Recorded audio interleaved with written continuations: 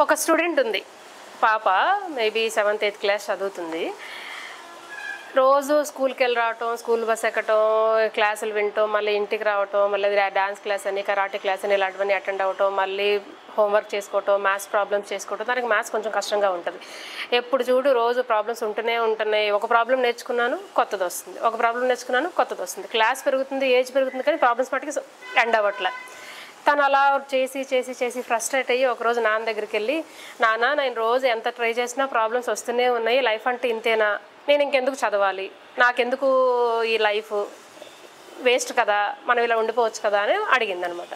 అప్పుడు తండ్రి ఏం చేశారంటే వంటగదిలోకి తీసుకెళ్ళి పాప నుంచోబెట్టి గ్యాస్ స్టవ్ మీద 3 పాట్స్ పెట్టాడు. 3 నీళ్లు వేశారు. వేసి పాపను పిలిచి ఒక పాట్లో ఒక పొటాటో వేయించాడు, బంగాళదుంప, ఒక పాట్లో ఒక ఎగ్ వేయించాడు, ఒక పాట్లో కాఫీ బీన్స్ వేయించాడు అనమాట. కొంతసేపు అయ్యాక అది బాయిల్ అయ్యాయి, స్టవ్ ఆపేసి ఇప్పుడు మళ్ళీ పాపను పిలిచాడు. చూడు నాన్న, ఇప్పుడు ఈ 3 చూడు, నీకేమనిపించిందో చెప్పు అన్నాడు. పొటాటో ముందు హార్డ్గా ఉండేది, ఇప్పుడు సాఫ్ట్ అయిపోయి మెత్తగా అయిపోయింది. ఎగ్ ముందు సాఫ్ట్గా బయట హార్డ్గానే లోపల మెత్తగా ఉండేది, ఇప్పుడేమో లోపల కూడా బాగా హార్డ్ అయిపోయింది. కాఫీ బీన్స్ కరిగి వాటర్ అంతా ఫ్లేవర్ఫుల్గా మంచి స్మెల్, కలరు, టెంప్టింగ్గా మారిపోయాను అనమాట. అప్పుడు తండ్రి ఏం చెప్పాడంటే మన లైఫ్లో కూడా ప్రాబ్లమ్స్ ఇలాగే వస్తాయి. ఫర్ ఎగ్జాంపుల్ బంగాళదుంప తీసుకుంటే వేడి నీళ్ళలో దానికంటూ ఒక ఛాలెంజ్. తను ఏం చేసిందంటే బాయిల్ అయ్యి తట్టుకోలేక సాఫ్ట్గా అయిపోయి మ్యాష్ అయిపోయింది. సో నీకు వచ్చిన ప్రాబ్లమ్స్ని నువ్వు తట్టుకోలేక నువ్వు డిజాల్వ్ చేసేసుకుని పొటాటోలాగా నన్ను వేడి నీళ్ళు తను డామినేట్ చేసి తను తట్టుకోలేక మ్యాష్ అయిపోయింది. అలా నీకు నువ్వు మ్యాష్ అయిపోయి డిప్రెషన్లో, యాంగ్జైటీలోకి వెళ్ళి ప్రాబ్లమ్స్ని తట్టుకోలేక డీల్ చేస్తావా?